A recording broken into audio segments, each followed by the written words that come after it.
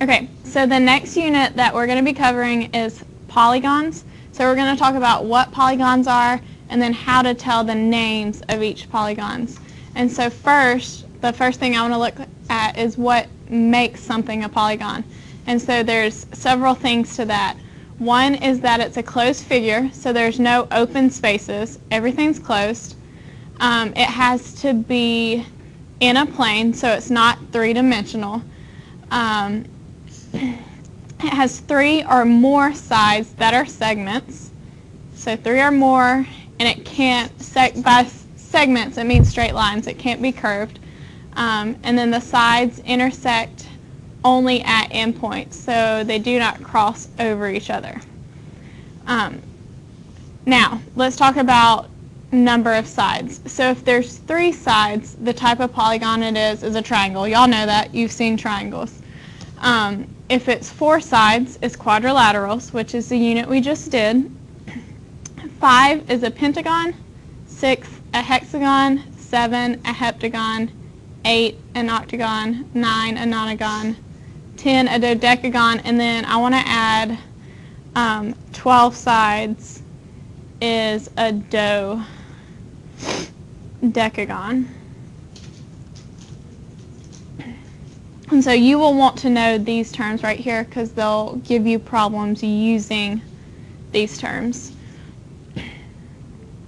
Okay, so the first thing I want to do is to tell whether each figure is a polygon. So it has to, remember, has to meet all these standards. So looking at number 1, my figure's closed. It's not three-dimensional. It has 1, 2, 3, 4, 5 sides, so 3 or more sides that are segments. There's no curves, right? And then the sides intersect at endpoints. So all of these are true, so this is a polygon. And since it's a polygon, we're going to name it by the number of sides. So it has 5 sides, so that means it would be a pentagon. Then for number 2, I have 1, 2, 3, 4, 5, 6, 7 sides. The figure's closed. It's not three-dimensional. It has more than 3 sides. There's no curves in it. And they each intersect at an endpoint. And so this one would also be a polygon. And if we classified it by the number of sides, it has 7, so it would be a heptagon. Okay. And then in number 3, I have a side here, I have a side here, but then this side is weird looking. It's curved, and so that would not fit the definition of a segment, so this one would not be a polygon.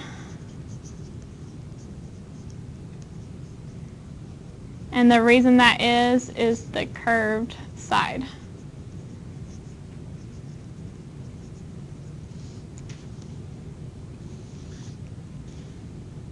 Okay, so next I want to talk about regular and irregular, convex and concave. So a regular polygon is a convex polygon with all sides congruent and all angles congruent. So regular means all sides, all angles are congruent. So that means that irregular would be anything else. So if not all sides and not all angles are congruent, it's irregular.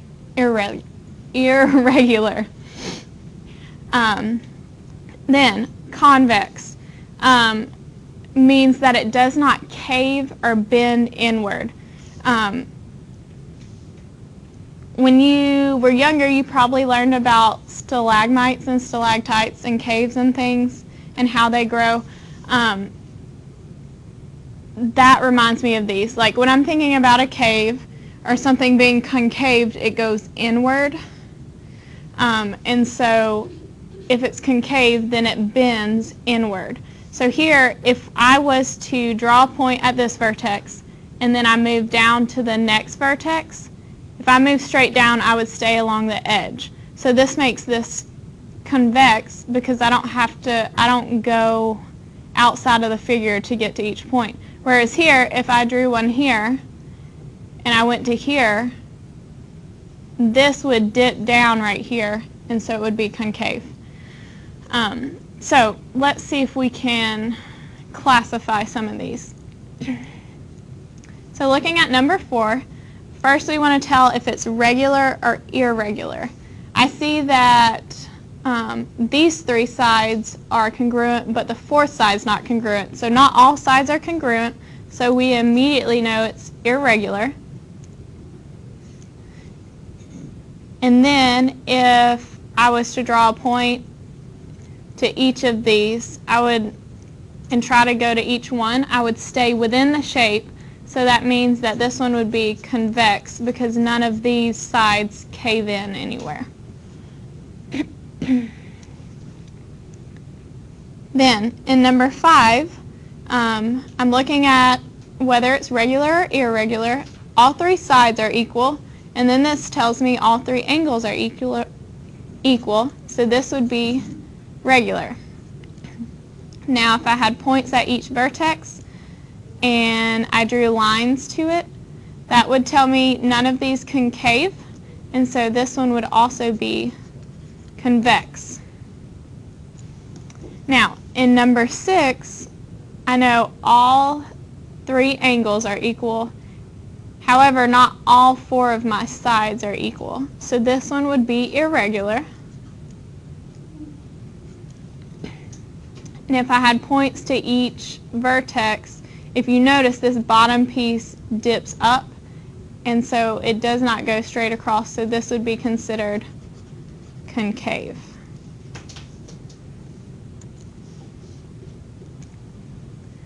Okay, so the next thing that we're going to talk about is the sum of interior angles and also each interior angle.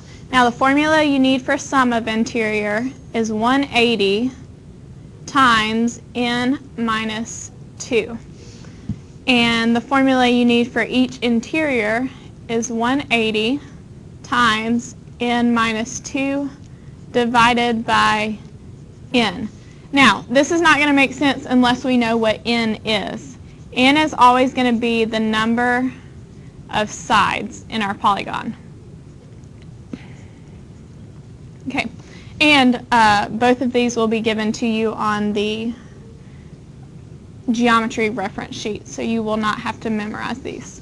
Okay, so in number 1, they want us to find the sum of the interior angles for the following polygons. So what's important here is the fact that they say the sum. So we know we're using this formula here. So I know I have 1, 2, 3, 4, 5 sides. So if I plug in, I know n's going to be 5, so I would do 180 times 5 minus 2. I want to make sure I do 5 minus 2 first, so it would be 180 times 3, which would give me 540. So the sum of my interior angles is 540. Okay, let's try number 2. So this one has 1, 2, 3, 4, 5, 6, 7, 8 sides. And so here n would equal 8. So I would just plug it into the same formula, 180 times 8 minus 2, which is the same thing as 180 times 6. If you plug that into your calculator, you get 1080 as your sum of your interior angles. Okay, so in 4, 5, and 6, they don't actually give you the shape, they give you the word. And so that's why you want to know each term. So in 4, a decagon is a 10-sided figure, so n would equal 10. So we would plug that in and get 180 times 10 minus 2.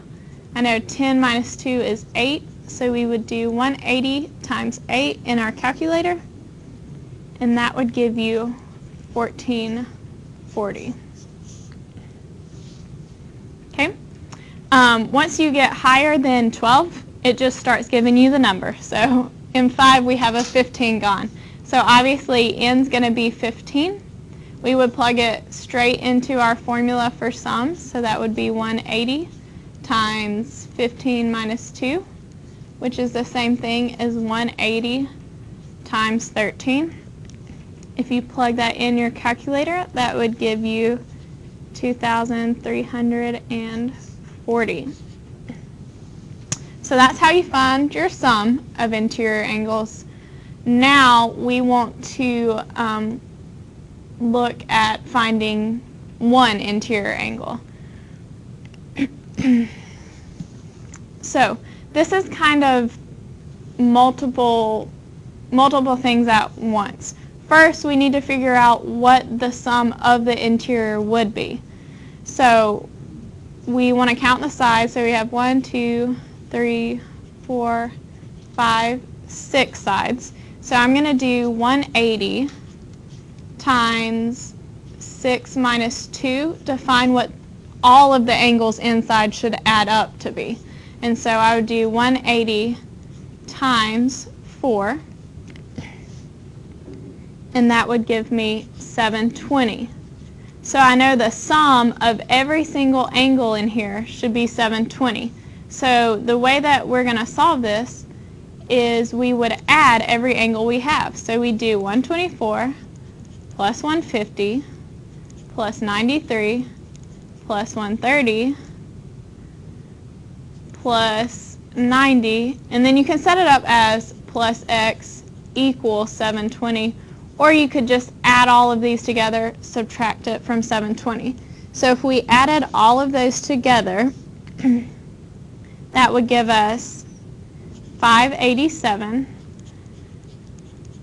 And so to solve for x, we would subtract 587.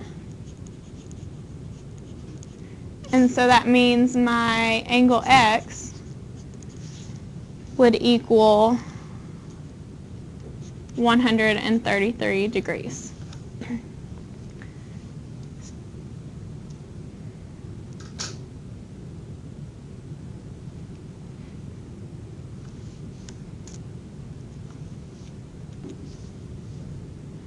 So let's try another one of those. We're going to look at number 8. So first I want to count the number of sides. I have 1, 2, 3, 4, 5 sides. So I need to find out what the sum of all of these angles should equal. And so I'm going to do my sum formula first. So I do 180 times n minus 2, where my n is 5. So I know 5 minus 2 is 3. And 180 times 3 is 540. Now, I want to add all of these together. So I'm going to do 80 plus 100 plus 160 plus 90 and add all those together. That would give me 431. And so if I subtract 431 from 540, it gives me what's left over for this x right here. So I'm going to do 540 minus 431, and so my angle x would equal 109, or 109 degrees. Okay, and then in 9, I just want to show you, just in case you're not sure, if it has 2 tick marks, it's going to be the same as the other one that has 2 tick marks. So here I know that this one has 2 tick marks, so this would be 110, and this one would be 100. And we would solve that one exactly the same way.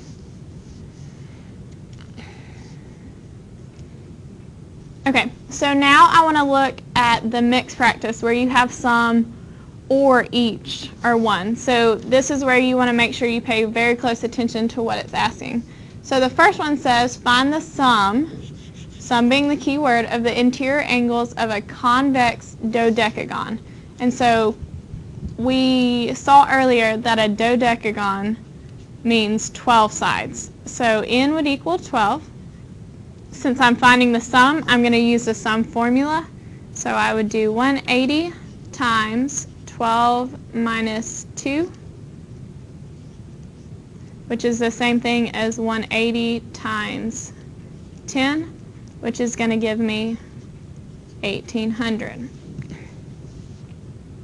Then in 14 it says find the measure of each interior angle of a regular pentagon. So I know a pentagon has 5 sides, so n would be 5, and we're going to plug that into each interior angle formula. So we would do 180 times 5 minus 2, and that would be divided by n, which is 5. So this would be 180 times 3, which would give me 540, and then we divide that by 5, and that would give me 108. So each interior angle would be 108. So as long as we're reading and making sure we know which one to plug it in, it's not very hard to plug in. Let's look at 15. So 15 says find the measure of each interior angle of a regular hexagon. So a hexagon has 6 sides, so n would equal 6 here, and we're plugging it into each interior, so we do 180 times 6 minus 2 over 5. I know 6 minus 2 is 4, 180 times 4 is 720. Oh, not divided by 5, it would be divided by 6 because that's my n. So 720 divided by 6 would give me 120. So make sure as you go down here and solve these, you're paying attention to whether it says sum, or each. Now, that was interior angles. Exterior angles are even easier. These formulas will not be given to you. You'll have to remember these, but it's because it's so easy. The sum of exterior angles is always just going to be 360 degrees. You do no work, you plug nothing in. If they ask you for the sum, it just is 360. Now, if they ask you for each exterior, you're going to do 360 divided by the number of sides. So, if we're looking at number 1, it says find the sum of each exterior angle. So if we're looking at the sum, it just is 360. So for number 1, it doesn't matter how many sides I have, the sum is 360. And number 2, this one has 12 sides. It really doesn't matter because I know the sum is going to be 360. And so you can guess what number 3 will be. It's also 360. Now, if we are trying to find an outside angle and we're given other outside angles, I know that all of them should add up to be 360. So what I'm going to do is I'm going to add 50 plus 61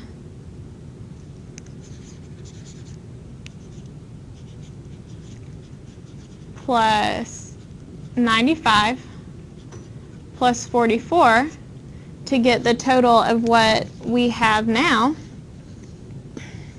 and that would give me 250, and then I would subtract that from what it should be, which is 360. So when you subtract, you realize that your x equals 110.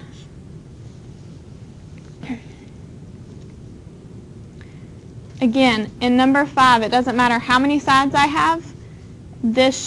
All 3 of these should add up to be 360. So I'm going to add 132 plus 120, which would give me 252. I'm going to subtract that from 360 because that's what the outside measure should add up to be. And I find that my x equals 108.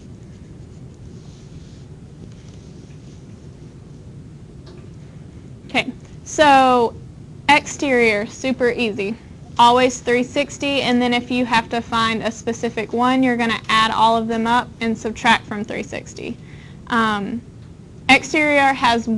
Each exterior has one step or one more step. So in number 7, it says find the measure of each exterior angle for the following regular polygons. So a hexagon means that there are 6 sides, so our n would be 6.